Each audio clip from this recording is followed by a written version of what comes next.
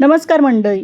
गव्हाच्या पिठात फुटाणे मिक्स करून तर पहा, कमालीचा असा भन्नाट 15 ते 20 दिवस टिकणारा कमालीचा पदार्थ बनतोय. तितकाच टेस्टी, हेल्दी, चविष्ट आणि मुलांना आवडणारा पदार्थ. चला तर तो कसा बनवायचा आणि काय बनवला पदार्थ पाहण्यासाठी व्हिडिओ स्किप न करता शेवटपर्यंत नक्की पहा. त्यासाठी 1 वाटी गव्हाचं पीठ घेतलेलं आहे आणि त्यामध्ये आपल्याला फुटाण्याचं पीठ करून मिक्स करायचं आहे.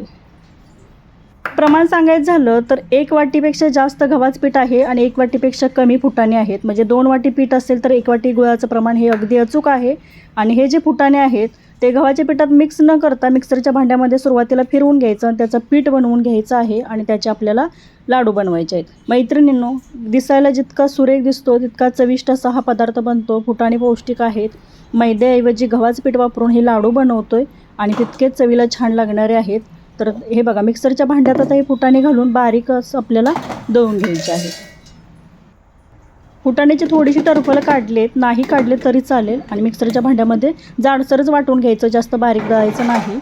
आणि आता आपल्याला पीठ भाजून घ्यायचं आहे. आता फुटाण्याचं पीठ भाजायची गरज नाही. सुरुवातीला गव्हाचं पीठ भाजण्यासाठी थोडा जास्त वेळ लागतो, त्यामुळे मी इथे साधारणतः मोठे 4 चमचे तूप घालणार आहे आणि तुपामध्ये पीठ भाजून घेणार आहे.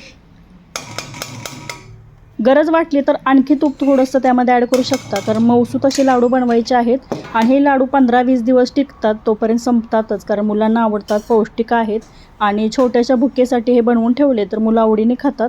भरपूर असं तूप घातलं आणि आता हे गव्हाचं पीठ आहे ना, मीडियम किंवा लो फ्लेमवरती असं भाजून घ्यायचं. छान पीठ भाजलं जावं त्यासाठी लो फ्लेम किंवा मीडियम फ्लेमवरती छान भाजून घेते. साधारणतः 6 ते 7 मिनटं हे पीठ भाजण्यासाठी वेळ लागतो. आणि सुरुवातीला जास्त प्रमाणात तुम्ही पीठ भाजलं तर ते भाजलं जात नाही. ते 1 वाटी आहे, त्यामुळे एकाच वेळेला मी हे भाजून घेते. या प्रमाणात लाडू बनवले तर 8 ते 10 मध्यम आकाराचे लाडू बनतात. आता थोड्याशा गुठळ्या झालेल्या दिसत असतील पिठाच्या, तर आणखी तूप यामध्ये घालायची गरज आहे. परंतु पीठ भाजून झाल्यानंतर तूप त्यामध्ये ॲड करणार आहे आणि 4 ते 5 मिनटानंतर तुम्ही इथे पाहू शकता पीठ छान असं भाजलेलं आहे, रंग चेंज झालेला आहे आणि सुगंध पण छान असा दरवळतोय. आणि हे जे फुटाण्याचं पीठ आहे ते थोडंसं मी यामध्ये मिक्स करून घेते आणि गॅस आपल्याला बंद करायचा आहे, कारण फुटाणे पहिल्यांदाच भाजलेले असतात, नंतर पीठ भाजायची गरज नाही. अगदी 2 मिनटासाठी थोडंसं मिक्स करून परतून घेते. आणि आता तुम्ही इथे पाहू शकता पीठ तुम्हाला थोडंसं कोरडं वाटते तर यामध्ये आणखी तूप ॲड करायची गरज आहे.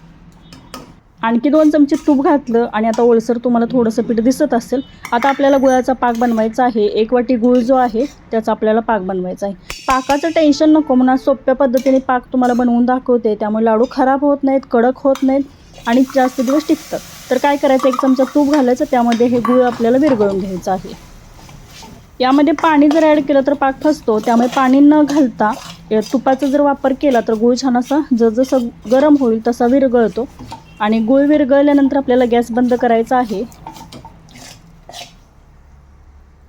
पाक बनवत असताना मीडियम फ्लेमवरतीच पाक बनवून घ्यायचा आणि गूळ छान असा विरघळला की आपल्याला इथे गॅस बंद करायचा आहे. बघा, आणखी थोडा वेळ ठेवला तर पाक कडक होईल आणि गॅस बंद करून हे जे मिश्रण आहे त्या पिठामध्ये आपल्याला ओतून घ्यायचं आहे. आणखी जास्त पाक करायची गरज नाही, इतका पुरेसा आहे. पाणी घातलं नाही त्यामुळे लाडू छान असे वळले जावे, त्यासाठी गॅस बंद केला आणि हा पाक जो आहे या मिश्रणामध्ये ओतून घेते.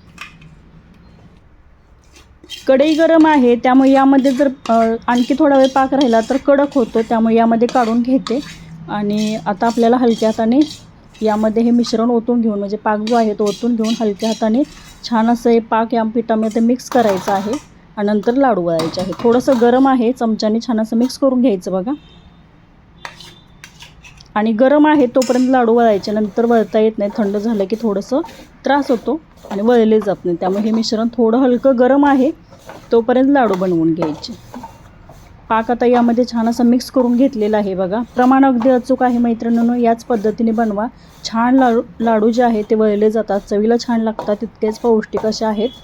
आणि थोडं हलकंसं गरम आहे मिश्रण, तोपर्यंतच लाडू छान असे वळून घ्यायचे. आता कमी प्रमाणात बनवतोय त्यामुळे झटपट वळले जातात. जास्त प्रमाणात जर बनवत असाल तर थोडंसं तुम्हाला वेळ लागू शकतो.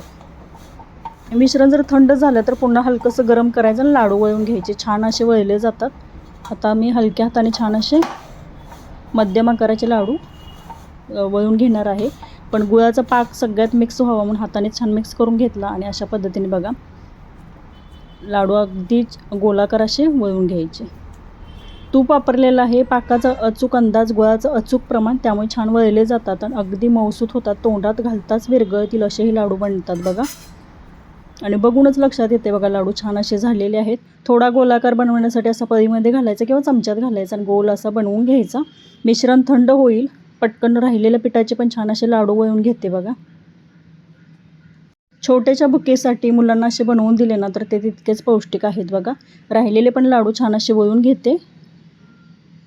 थोडंसं एका साईडला हे भांडं घेते आणि पटकन लाडू मी छान असे वळून घेतलेले आहेत बघा.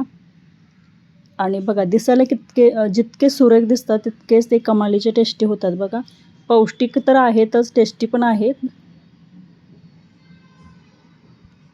बनवलेला लाडू एक आपण तोडून बघूया. हे बघा किती मऊसूत झालेला आहे, छान खुसखुशीत असे होतात लाडू आणि खराब न होणारे पौष्टिक असे लाडू. ही रेसिपी मैत्रिणींना आवडली असेल तर नक्की लाईक करा. चॅनलवरती नवीन असाल तर सबस्क्राईब नक्की करा.